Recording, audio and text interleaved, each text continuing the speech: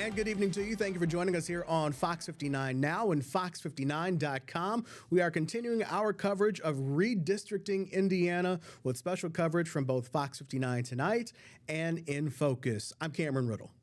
And I'm Dan Spieler. We're watching this continue to unfold minute by minute, recapping all of the testimony and debate as it happened earlier today at the State House. We're watching as one Democrat after another, and now it's State Representative Earl Harris from Northwest Indiana going to the podium to make his case against this redistricting bill. And Cameron, we've been listening to probably about a dozen different Democrats go up one by one to try to make their case against this redistricting proposal, House Bill 1032, that seems very likely to pass the Indiana House of Representatives today. And Dan, this has been a situation of Democrats on one hand asking questions, but then usually, okay, I yield my time. Now let me make my testimony of why we should not do this. In both versions of that, we've heard a lot of questioning about how these maps were made. We've got more information now that these maps came from a trust out of Washington, a Republican trust that came up with this map, and they sent it to Representative Smaltz here in Indiana. But what Democrats are really trying to understand is what is the basis of how these lines were drawn, because if they were drawn on, let's say, in this redistricting thing, there are several things that are not traditional, but are not necessarily illegal. Like redistricting within the 10 years is not against the law, but it is not. But it's uncommon. It's not in tradition. However, if you do make those maps, whether it be in 5 years or 1 year and 10 years, at no time can those lines be drawn to divide up a group based on race.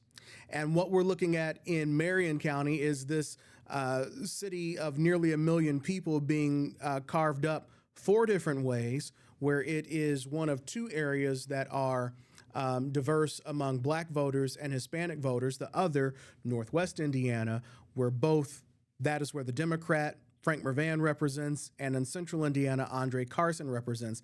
And so what Democrats want to know is, were these maps drawn based on race? Because if it is, that's the basis of a court case.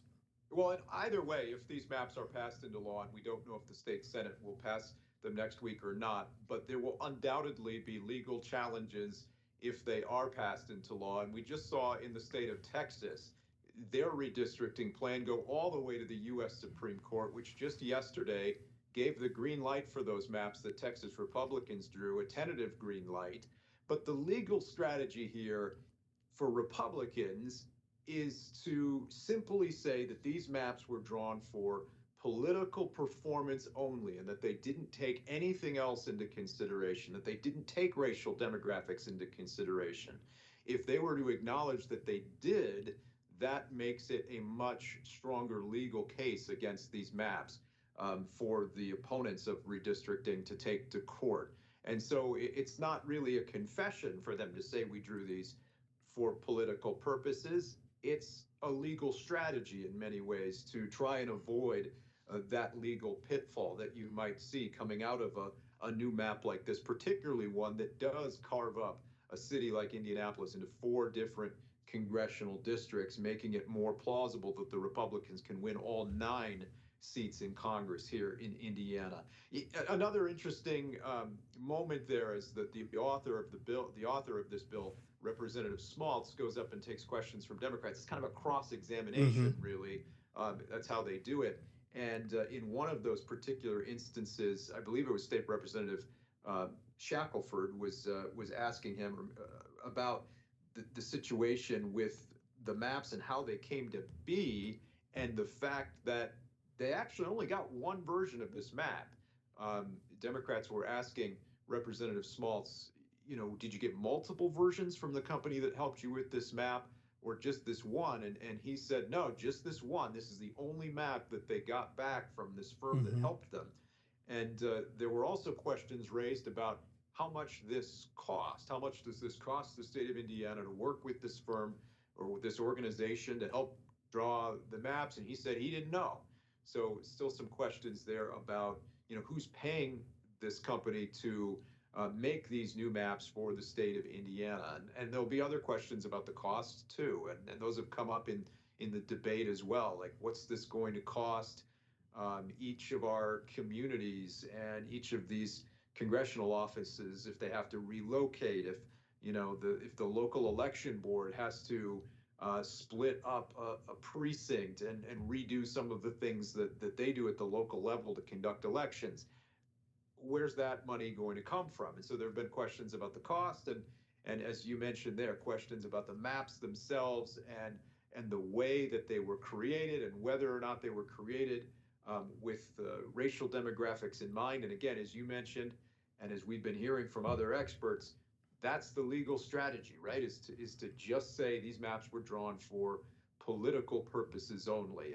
And we continue to hear one by one, many Democrats go to the microphone now, State Representative Earl Harris, to try to make the case against these maps, which certainly the House of Representatives has enough support to pass today. As we listen to all of this testimony that took place earlier today, the minute by minute as it happened recap, we know that, and it looks like now there's another lawmaker coming to the podium to try to make that case against this redistricting plan, which has emerged here in the state of Indiana and in so many other states. It's been an ongoing process across the entire country, and now here in the Hoosier State, as we continue to sit and watch the Democrats and Republicans debate House Bill 1032, State Representative Vernon Smith now at the microphone, talking to the members of the House chamber about his thoughts on this bill that would split up Indiana and specifically split up Marion County into 4 different congressional districts. Dan, one of the reasons that I'm excited that we've been able to show much of the proceedings this week uninterrupted is because we have heard from people who have said, why aren't we hearing more from people who are supportive of these maps? What are you hearing in the political circles from lawmakers who are supporting this map? We've also heard several lawmakers over this week on the Democrat side say, hey, we're speaking out against it, but why aren't we hearing people get up here and say these maps are great? I think it might have been Representative Shackelford who said, you might have said that at home that these are great, but no one's saying it in here. What are you hearing in the political circles?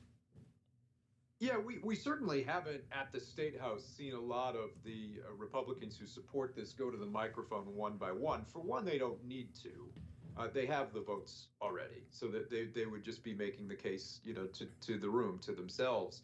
And I think, as we pointed out earlier, in terms of the legal strategy and making sure that there's one defined message about how the maps came to be, it's probably from a strategic place that they've decided to just have the author of the bill be the person to make the statements on behalf of the supporters of the bill. I don't know that for a fact, but that would seem to fall in line with the way other controversial pieces of legislation go, and maybe the best way for them to approach this from a messaging, strategic, and legal perspective.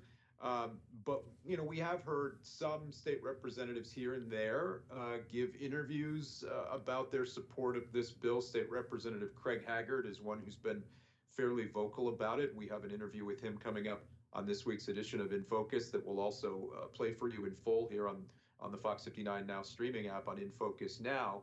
Now, Representative Haggard he's in an interesting position. He is running for Congress next year. He's running in the 4th district, even though these new maps would put him in a different district. Now, you don't have to live in the district that you run in or even in the district that you serve. And so, because he's currently in the 4th district, he's still running in the 4th district against incumbent Jim Baird. Initially, State Representative Haggard had said he wasn't so sure about redistricting, but he's in a congressional primary. There's a lot of pressure on Republicans to support this.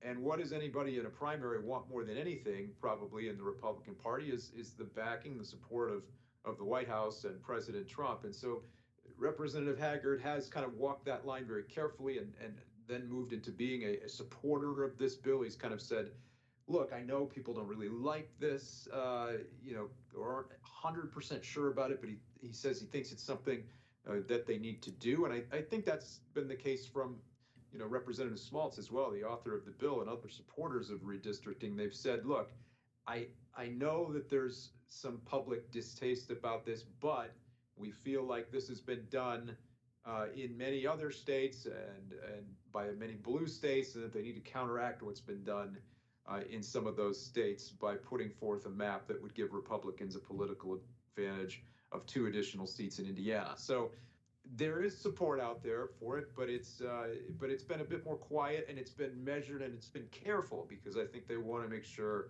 that they send the right message, and one that won't undermine their legal strategy if these maps pass and if they end up in court. Dan, we've been covering this all week. For people who have been with us each night, the fun doesn't stop here, because this is just the House side. Next week, we're looking at more action on the floor there at the State House. What might we anticipate? As much as unknown as this week has been, I think what we do know about next week is that we know even less. We know very little about what's going to happen next week. That's true. The state Senate has been very divided on this issue. They're going to meet at 12:30. They've already posted on the website for the state Senate. And in fact, just some new information I'm just seeing on here now as I look at the Indiana General Assembly's website. And by the way, if you want to listen to the entire testimony that you were seeing in the other screen there with the representative who's speaking, they do also post the live testimony on their website. So if you go to today's calendar date, you can click on the House Chamber video and you can see it. But the new information I'm just seeing is that they have posted a time for a committee hearing on Monday in the state Senate. That's going to be at 1:30 in the Senate Elections Committee. The Senate's going to go into session at 12:30 on Monday, and then the Elections Committee right after, about an hour after, will hear this bill at 1:30.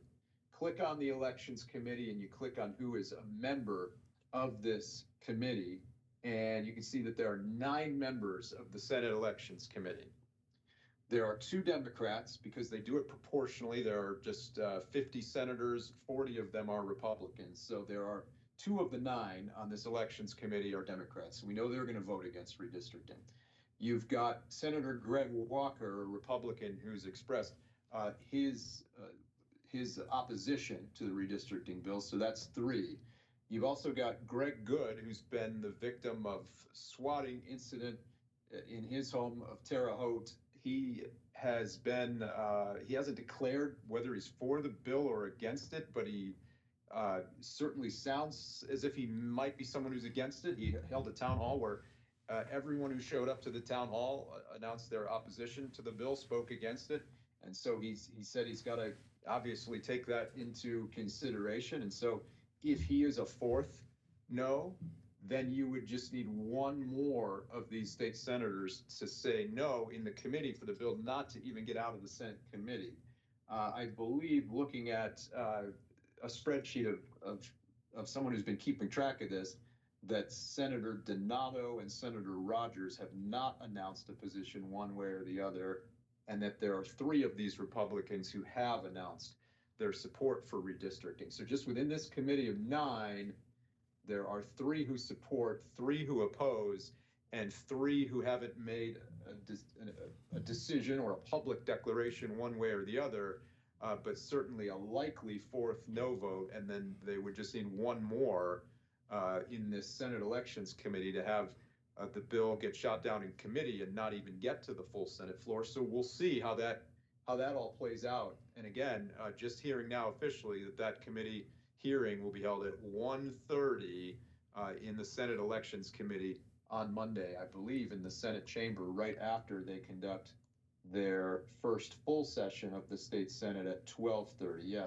the Elections Committee will also meet in the Senate chamber an hour after the Senate gavels in, or perhaps right after the Senate gavels in for that initial session, because they have to accept the bill from the House and officially send it to the Elections Committee in that initial 12:30 session. And then at 1:30, the committee hearing will take place. So a little bit of inside baseball, but a little bit of an explanation of where things are at there in the General Assembly right now. That's the best guide to the Senate next week. That's where it all is going to be decided. That's the best guide we have for what next week looks like. Still tonight in our coverage, we're going to have more on the conclusion of Friday, which is how the vote went down. Stay tuned for that. Dan, we're going to take a break, and then we'll continue our coverage of redistricting Indiana here on Fox 59 Now and Fox59.com.